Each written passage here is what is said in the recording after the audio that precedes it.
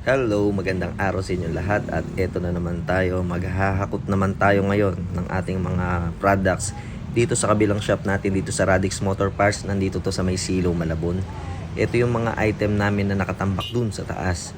Dadalhin namin ngayon sa warehouse para mabawas-bawasan at para ma-inventory na rin yung mga item dito sa may shop. At para makakilos din sila rito sa taas para makaikot-ikot man lang. Kasi nung nakaraan hindi sila makagalaw-galaw ng maayos dito dahil nga nandito nakatambak yung ibang item naming paninda. At isa pa para makapaglinis na rin dito sa taas. Yun talaga ang magandang gagawin. Tapos ito meron din pala kaming mga gulong dito. Siguro dadalhin na rin din namin to sa warehouse yung iba rito na paulit-ulit naman. Para medyo lumuwag-luwag talaga rito at makakilos ng maayos. So, yun. Simulan na namin ang maghakot. Let's go! At ito, nagkakarga na nga tayo ng tire sealant, no? Sa mga naghahanap ng supplier ng tire sealant dyan, ayan, kayang-kaya namin kayong supplyan. At kaya namin kayong bigyan sa pinaka mababang presyo na kaya namin ibigay. Sasagad natin yan. At syempre, meron din kami iba-ibang products. PM lang po kayo. Ito, dito na tayo sa warehouse. Magbababa lang kami nung kinarga namin kaninang mga item. Palabas. Ano, gutom na kayo? Ito na, lumabas. Nakalabas dun sa ano nila. Sa sasayaw. Ano, gutom na kayo? Wala, nakawala sila ron sa karton na ginawa ni JC. Ito na, diskarga. Puno rin puro ano yan, gear oil sa tire sealant naman yan. Mga ilang balik pa kami. Ayun, nagdi-discarga na sila ron. So yun, pagka ibang item naman babalikan naman namin. Hindi pa lahat unti-unti lang. Dapat nandito lang kayo Bakit kayo lumabas? Ako di marunong isa.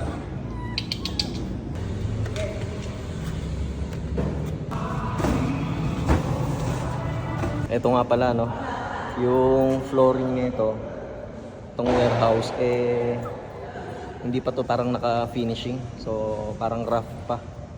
Kaya ito, malikabok pa nga Ayan, nakikita nyo. Ayan, malikabok pa. Pero sa ngayon, hindi naman problema yan kasi may pa tayo, may improvements pa to. May gagawin pa rito opisina, saka yung tutuluyan namin. Kaya ayos lang na maalikabok yan. Saka na lang maglilinis pagka na-finalize na lahat. Yung mga stocks namin na dinadala rito, kuberan muna namin to ng ng tolda. Bibilang ko pa ng tolda pala. Para hindi naman habang may ginagawa doon at saka dito sa harapan hindi naman maalikabok. Syempre mag-grinder, magbabareno, maghahalo ng semento. Kaya yan, okay lang yan kahit maalikabok muna. So yun, saka na lang tayo maglinis dito kasi baka paulit-ulit nating linisin to marami pang gagawin din Ayan na, may stock. Tinaas na lang Ito, nababa na nila yung unang dala naming stock ng tire sealant. Ito.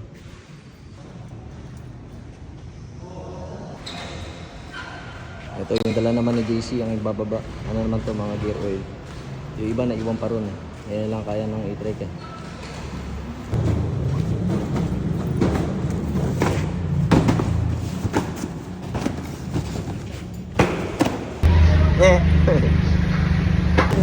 Merienda time.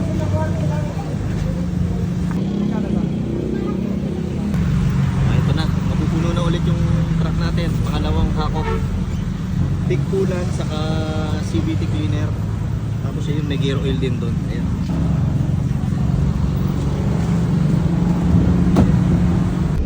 Say hi, Alex!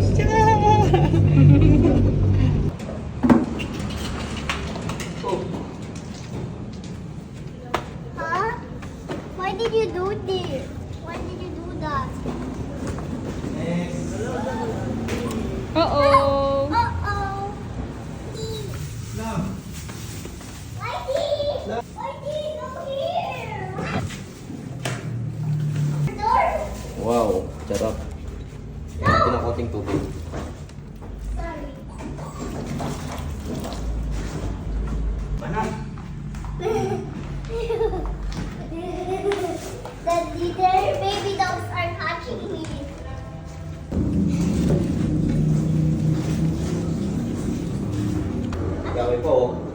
Nag-aaway pa kayo, kayo na magkamukha. Okay. Nag-aaway pa yung dalawang putan. Nag-aaway pa kayo? Hindi mo pusan. That's bad. Tapong mo ah. Yun, ito pangalawang diskarga pa lang natin to.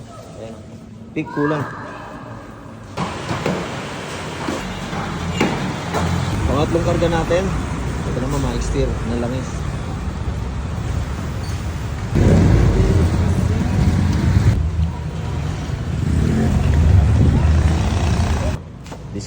Diskarga part 3. CVT cleaner naman na RS8. Tapos ito, nagpapakabit na rin kami ng internet. Pakita rin, yun, dito sa dulo. Ito yung mga hinakot natin ngayon gamit yung Hino truck natin.